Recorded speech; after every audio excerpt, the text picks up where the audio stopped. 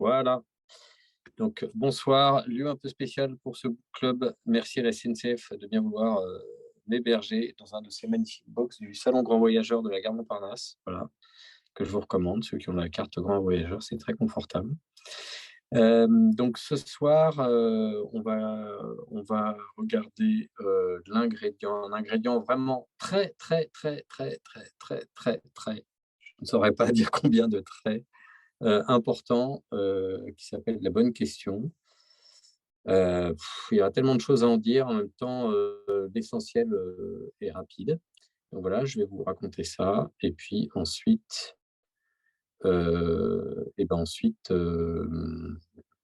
on échangera.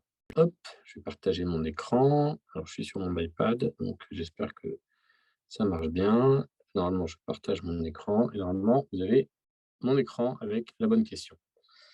Voilà, donc c'est l'ingrédient numéro 4. On est page 137 du livre. Comme d'habitude, les ingrédients, ça tient en une seule page et je vais commencer par, commenter le petit schéma qui dit vraiment tout ce qu'il faut savoir, qui est vraiment l'essentiel. Qu'est-ce qu'une bonne question? Donc on n'arrête pas d'utiliser des questions pour solliciter les participants dans un séminaire ou à d'autres endroits d'ailleurs, mais voilà, qu'est-ce qu'une bonne question? Comment est-ce qu'on fait pour, savoir qu'on a une bonne question? Ben il y a 3 choses à savoir, en fait. La première chose, un peu bidon, mais c'est, une bonne question, elle donne envie d'y répondre. Donc une façon de la tester, c'est tout simplement de la poser à un participant en amont, un représentant des participants et puis, sentir si ça crée cet effet: «Ah, bonne question. Ah, bonne question». Bonne question, ça veut dire: «J'ai envie d'y répondre». Mais, ce qui rend la question encore meilleure, c'est qu'elle ait un seuil d'accès bas et un potentiel de développement élevé. Donc, ce qu'on a représenté ici dans un petit schéma comme, une zone assez large pour s'exprimer. Ça ressemble à un poteau, dans le but, de rugby, mais surtout ça matérialise que le fait que, dans toute cette zone-là, je vais pouvoir m'exprimer entre le seuil d'accès bas et le potentiel de développement élevé. Je vais vous expliquer tout de suite ce que ça veut dire. Donc à quoi ça sert d'avoir une bonne question? Et ben ça sert à faciliter, donc rendre plus simple la réflexion et puis l'expression, bien sûr, et également, rendre plus simple tout en stimulant, la réflexion.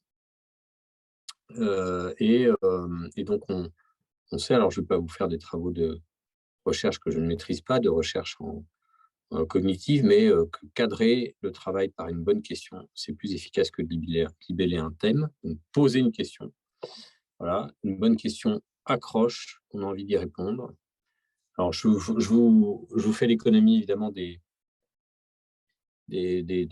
choses qu'on voit, assez enfin, une bonne question, déjà, c'est pas une question à laquelle on répond par oui ou par non. C'est une question à laquelle, c'est pas une question fermée, c'est plutôt une question ouverte. Et une bonne question a un seuil d'accès bas et un potentiel de développement élevé. Qu'est-ce que ça veut dire? Ça veut dire que tiens, qu'est-ce qui s'est passé avec mon stylet là?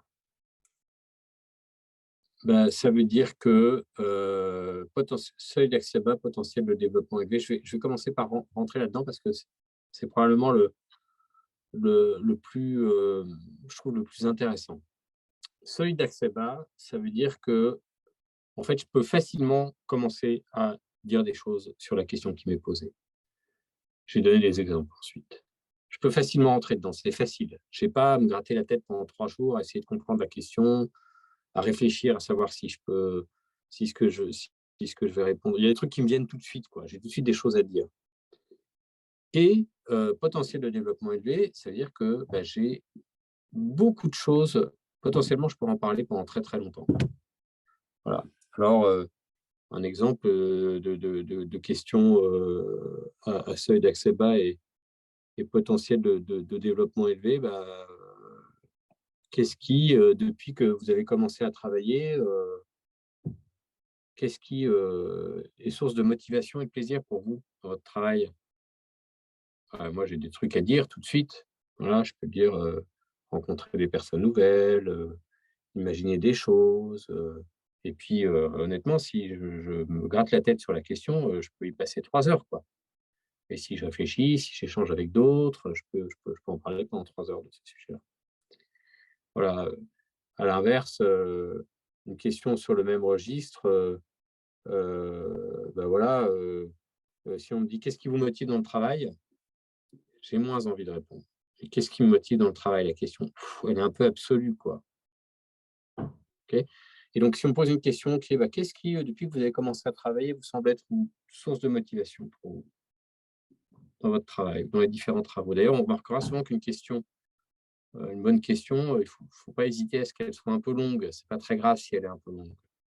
Qu'est-ce qui est source de motivation dans ce que vous faites depuis toujours? Plutôt que: «Qu'est-ce qui vous motive au qu'est-ce qui vous motive, quoi, dans votre job?» «Ah, qu'est-ce qui me motive?» C'est très absolu, ouais, donc voilà. Et donc seuil d'accès bas, je peux rentrer tout de suite, potentiel de développement élevé, j'ai beaucoup de choses à en dire. Alors donc une bonne question oriente la réflexion, elle doit être à la fois précise et ouverte, simple dans sa formulation, mais simple, ça ne veut pas forcément dire court, mais simple dans sa formulation et créer l'envie de réfléchir. La meilleure façon de faire, c'est de parce que souvent on dit: «Bah, c'est quoi la recette d'une bonne question?» Ça laisse un peu perplexe, en fait, il faut essayer, c'est-à-dire prendre un sujet et puis essayer de le essayer plein de formules, puis jusqu'à sentir, à se dire à un moment donné: «Bah, tiens, ça marche bien». Ça, c'est une voilà, si on prenait la question de la motivation, là, on pourrait se dire: «Bah, qu'est-ce que qu'est-ce que vous aimez dans votre travail?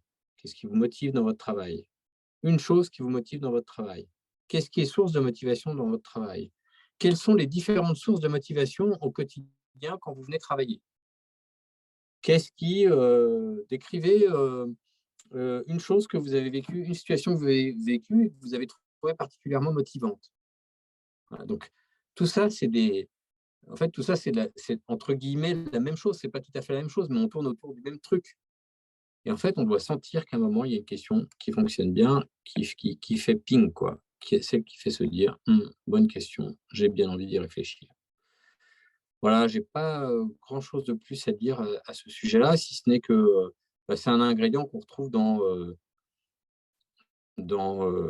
énormément de recettes, parce qu'on n'arrête pas de poser des questions aux gens, soit pour qu'ils aient un temps de réflexion, un temps d'échange. On n'arrête pas d'orienter les gens quand on est au séminaire, donc manipuler la bonne question, c'est vraiment important. Peut-être une variante quand même, c'est que, moi j'ai découvert ça quand j'ai fait la formation à la clarification, il y a quelque chose qui est pas très loin, c'est la bonne instruction. Et c'est pas tout à fait la même chose de poser, une bonne question. Par exemple, enfin de poser une question ou de donner une instruction. Et ça, c'est juste pour ouvrir un peu le débat. Par exemple, si je dis, bah, «Dites-moi, une chose qui vous motive, dans dans votre job en ce moment. Dites-moi une chose qui vous motive», c'est une instruction, OK? Alors que si je dis mais d'ailleurs, je crois que je fonctionne aujourd'hui plus avec des instructions qu'avec des questions. En fait, les exemples que je vous ai donnés étaient quasiment des exemples d'instructions, je pense. Si on fait le replay, quand on regardera le replay, on verra ça, mais alors que si je dis: «Bah, qu'est-ce qui est source de motivation pour vous au travail, au quotidien?» Là, il y a un point d'interrogation. C'est pas la même chose. C'est pas la même chose de donner une instruction que, de poser une question et je sais pas complètement dire, ce qui est le mieux. Voilà, c'est 2 variantes. Parfois, il faut donner des instructions. L'instruction va bien avec, une chose. «Dites-moi une chose. Tiens, donnez-moi ce» vous dites que vous n'êtes pas confortable avec la situation, bah, donnez-moi, cet inconfort-là. Donnez-moi, c'est vraiment une instruction, quoi. OK? Bon, ensuite, il y a des instructions qui sont plus, mécaniques, qui sont plus techniques quand on est au séminaire. En séminaire, qu'on demande aux gens de se lever, de se déplacer. Bah, s'il vous plaît, merci de bien vouloir vous lever. Voilà, former un cercle, ne vous prenez pas la main. Ça, c'est une instruction des cercles concentriques. On est dans quelque chose d'une autre nature. L'instruction technique, là, je ne parle pas d'instruction technique, je parle d'instructions ou de questions qui viennent stimuler une réflexion, qui viennent, ouvrir. Mais on a aussi, et c'est un autre registre complètement différent qui mériterait d'ailleurs, une fiche, c'est, l'instruction technique. C'est encore autre chose ça, l'instruction technique. L'instruction technique, elle doit être courte, elle doit être précise, elle ne doit et elle doit être, condensée, quoi. C'est une seule instruction à la fois, heu, extrêmement simple, pour que les gens puissent vous suivre. Voilà, mais c'est un autre registre. Voilà, je crois que j'ai dit tout ce que j'avais à dire sur cette, bonne question. Une autre ouverture, il y a un monsieur, qui s'appelle Frédéric, je crois que c'est Frédéric Fallis son nom et qui a, développé une formation autour de la questiologie,